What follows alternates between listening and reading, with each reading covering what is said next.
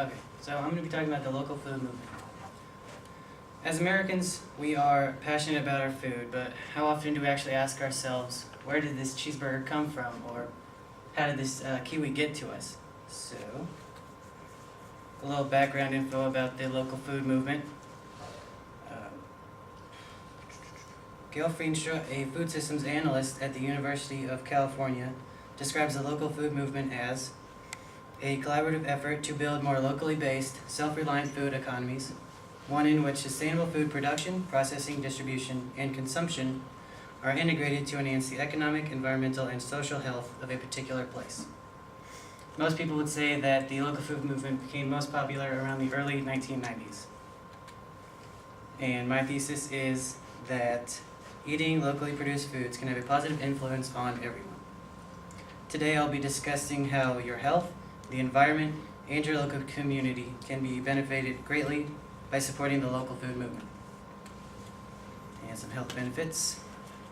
If you're eating local food, that means you're not eating as many processed foods that are high in preservatives, high fructose corn syrups, sugars, fats. So eating locally also encourages a diet that is high in fruits and vegetables.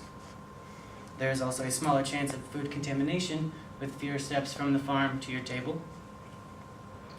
And a research study at the University of North Carolina at Chapel Hill, performed by the Research Food Program and headed by Dr. Alice Ammerman in 2002, states that eating and buying local foods can even improve your understanding of health issues, which will eventually lead to you making healthier food choices. And now some environmental impacts. As more and more people begin to buy more locally grown food, the environmental impact increases exponentially. The distance that food travels is dramatically reduced, which means less greenhouse gases being produced by trucks to ship and refrigerate millions of tons of processed foods across the country or imported from foreign countries. American animal factory farms also produce millions of tons of manure each year, and large quantities of waste in one particular area can lead to toxic water and air pollution. And the American local food movement supports grazing and free-range farming methods that decrease the necessity for these large factory farms.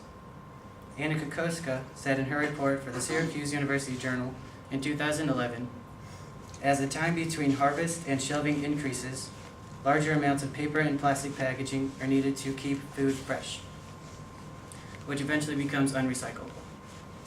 Locally grown food does not require excessive refrigeration or packaging, reducing both carbon dioxide output and trash in landfills across the nation. And now some community benefits. Buying local foods can positively influence your community by supporting the local economy. The money you spend impacts the local economy immediately rather than having little to no effect on the national or global economy. Stephen Martinez stated in his work for the U.S. Department of Agriculture in 2010, the most direct way that expansion in local food systems could impact local economies is through import substitution.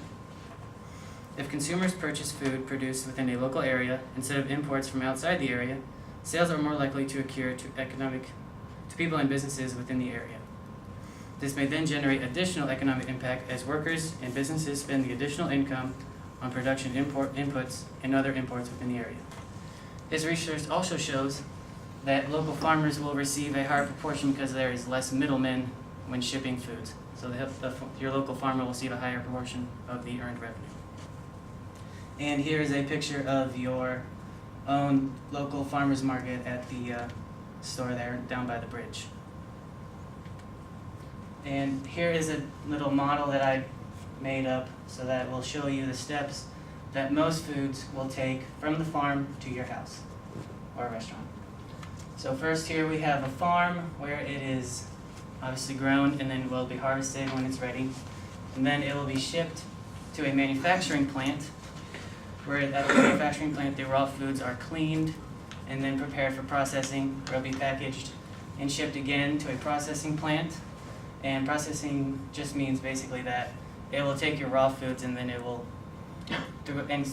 depending on whatever food it is, the process will make it more edible. Say if it was chicken, it would be like mashed up and put into chicken nuggets for everyone. And then it will be shipped to a distribution center where it will just sit in a warehouse basically until it's told where it needs to go. And then it will be shipped to a retail store or a grocery store. And then from the retail store, it will either be purchased by a restaurant or you'll get it from a grocery store. And then you'll eat it. And so what the local food movement wants to do is basically remove either these 4 steps over here or just the top, that one, and that one, where you'll either get it directly from a farm or you'll get it from a farmer's market. And more restaurants are also buying locally produced foods.